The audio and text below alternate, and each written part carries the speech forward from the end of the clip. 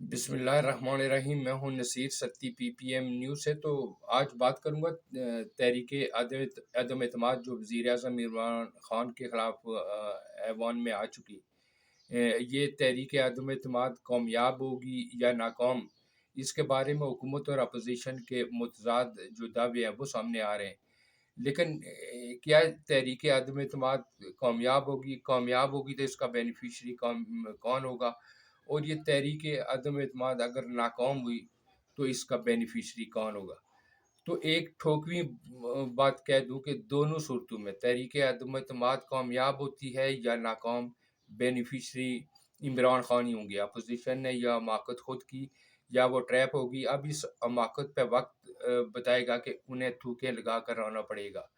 خان نے کہا تھا کہ میں انہیں رلاؤں گا، تو لگتا ہے کہ ان کے رونے کا وقت جو ہے وہ اب آ گیا ہے، کیونکہ اس حماقت کے بعد جو اگلا 5 سالہ ہے وہ بھی عمران خان کی گود آ گرے گا۔ لانگ مارچ اور تحریک عدم اعتماد کے بعد خان صاحب نے روایتی انداز میں اپنے اتحادیوں سے ملاقاتیں تو ضرور کی، لیکن دفاعی پوزیشن پہ جانے کے بجائے وہ فرنٹ فٹ پر آ کر انہوں نے کھیلنے کا فیصلہ کیا۔ ملسی جلسے میں خان صاحب نے جو تقریر کی اس پر تنقید تو کی جا رہی ہے اپوزیشن کی جانب سے، بالخصوص انہوں نے جو خارجہ پالیسی پہ لائن لی۔ ایک تو بتاتا چلوں کہ خان صاحب کبھی بھی اپنے آپ کو کیلکولیٹڈ جو ہے وہ نہیں رکھ پائے، وہ اکثر باؤنڈری سے نکل جاتے ہیں۔ دوسرا، خان صاحب جن سے مخاطب تھے وہ بھی تو اپنے آپ کو حدود و قیود میں رکھنے کے قائل نہیں، باؤنڈری سے نکل کر کھیلنے کی شوقین عوام سے خان صاحب نے ملسی جلسے میں جو لائن لی ہے اس نے اسے ایک پاپولر جو لیڈر ہے وہ بنا دیا ہے۔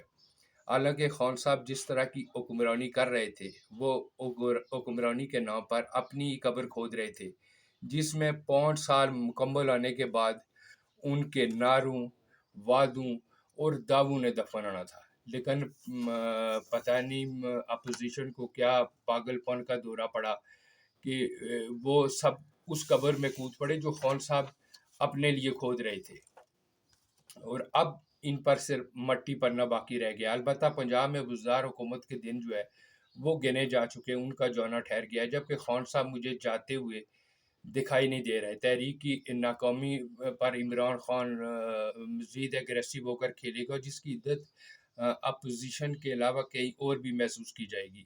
اور اگر تحریک عدم اعتماد جو ہے وہ کامیاب ہوگی تو خان سڑکوں پر آ کر اپوزیشن کے لیے ایک ڈراؤنا خواب بن جائے گا۔ 2018 کے الیکشن میں تو خان صاحب پولیٹیکل انجینئرنگ کے سبب اقتدار کے ایوانوں میں پہنچے، لیکن آنے والے الیکشن میں خان ایک پاپولر لیڈر کے طور پر میدان مارے گا، کیونکہ خان کی ملسی جلسے میں لی جانے والی خارجہ ماز پر لائن ملک کی ضرورت ہے، ورنہ ہمارے روایتی سیاستدان اور اسٹیبلشمنٹ کو دوسروں کی جنگوں میں جونگتے اور ملک کو قرضوں میں یہ دباتے رہیں گے۔ اس میں شک نہیں کہ خان کے پاس نہ ویژن ہے اور نہ ہی وہ ایک اچھے مینیجر ہے، لیکن ایبسلیوٹلی ناٹ سے ملسی جلسے میں ہم کسی کے غلام نہیں اور دوستی سب سے کا پیغام دے کر ایک روایت شکن لیڈر بن کر ضرور ابھرے ہیں۔ جس کے بعد نواز شریف اور آصف زرداری مزید بونے لگنے لگ گئے ہیں۔ اب ان بانوں اور بعض میڈیا چینل کی جانب سے خارجہ ماز پہ لی جانے والی جو لائن ہے خان صاحب کی، اس پہ تنقید جو ہے وہ سمجھ سے بالاتر ہے۔ آخر یہ ہماری آنے والی نسلوں کو بھی دوسروں کی جنگیں لڑنے، لاشیں اٹھانے اور قرضوں میں ملک کو دبانے پہ کیوں بزید ہے؟ اس میں شک نہیں کہ ہمیں امریکہ اور یورپ کے ساتھ دوستی، ان کے ساتھ تعلقات کو مزید سٹرینتھن کرنا ہوگا، لیکن ان کی جنگوں میں کودنے سے اپنے آپ کو باز رکھنا ہوگا، کیونکہ یہ کر کے بھی دیکھ لیا۔ آج امریکہ جو دنیا کی اکلوتی سپر پاور ہے، اسے یہ مقام حاصل کرنے میں، اسے اکلوتی سپر پاور بننے میں ان کا ویژن اور سرمایہ تو ضرور استعمال ہوا، لیکن کندھے ہمارے تھے، جس کے سبب لاشیں ہم نے اٹھائی، معیشت کا بیڑا ہمارا غرق ہوا، قرضوں میں ہم دسے اور امریکہ USSR کا دڑان تختہ کر کے چلتا بنا، اور پھر ہمیں ٹیشو پیپر کی طرح استعمال کرنے کے بعد پھینک دیا گیا، جس کے سبب وہ ملک جو ایک وقت जर्मनी जैसे मुल्क को कर्जे दिया करता था, आज कशकोल ये दर दर भीख मांग रहे हैं।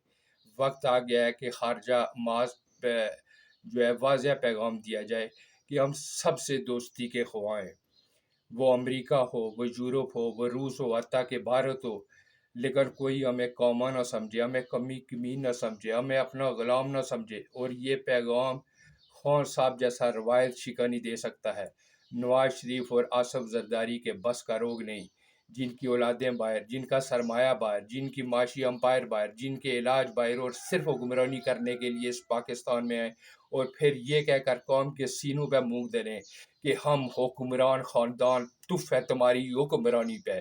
कौम को अब इन शाहदौले के चूं जैसे सरों वाले रवायती सियासतदानों के बजाय रवायत शिकन खान के साथ खड़ा होना होगा।